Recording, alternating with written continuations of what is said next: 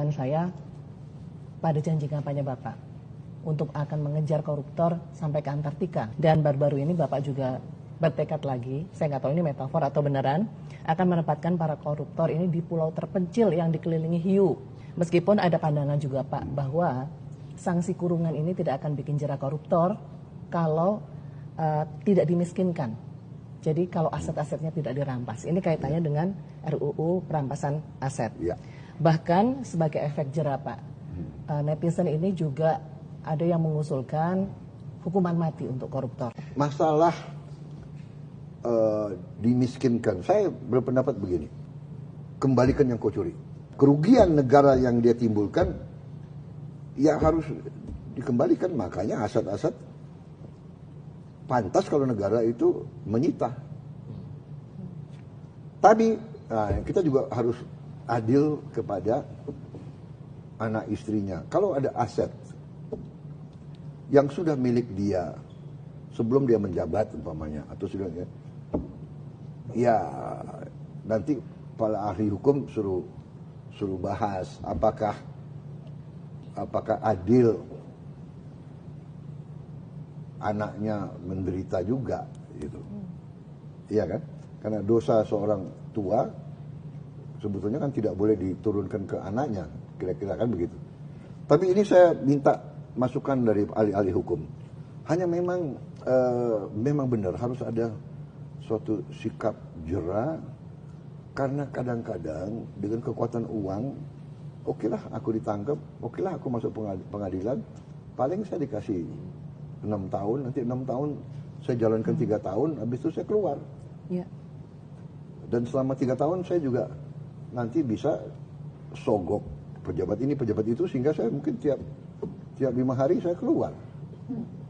Saya memang mengatakan ke aparat hukum, kalau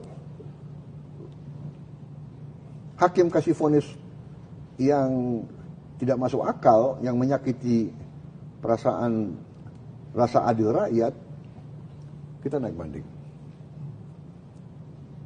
Dan kita berhasil berapa kali, iya kan?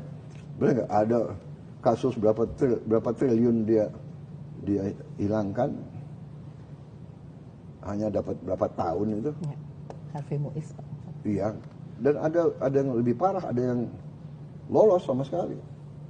Ini saya suruh kejar ini delik-delik hukumnya. Jadi ini masalah serius. Ini benar. Rakyat geram, jangan rakyat geram. Saya yakin kalian semua geram semua. Kalian mengerti, ya kan? We are not stupid, benar nggak?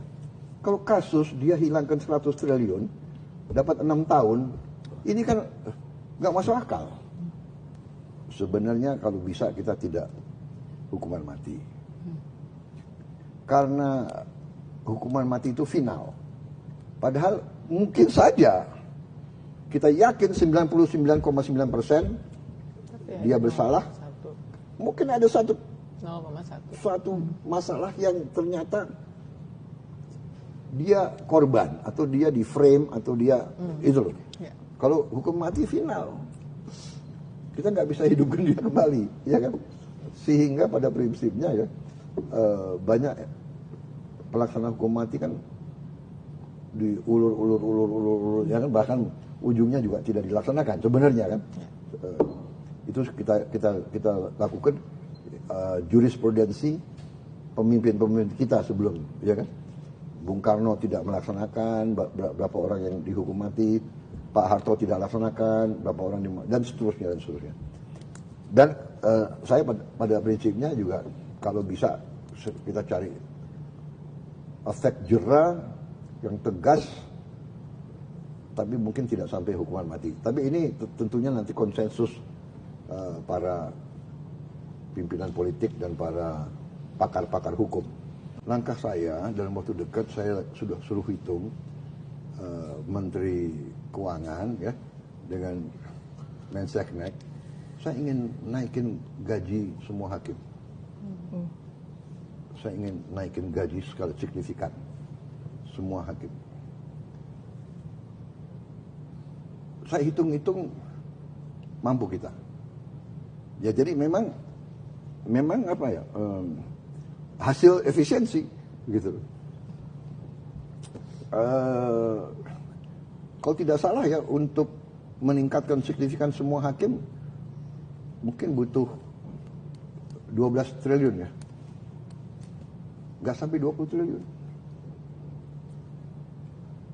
Penghematan perjalanan dinas ke luar negeri bisa naikin gaji seluruh Indonesia, semua gaji. Dan signifikan.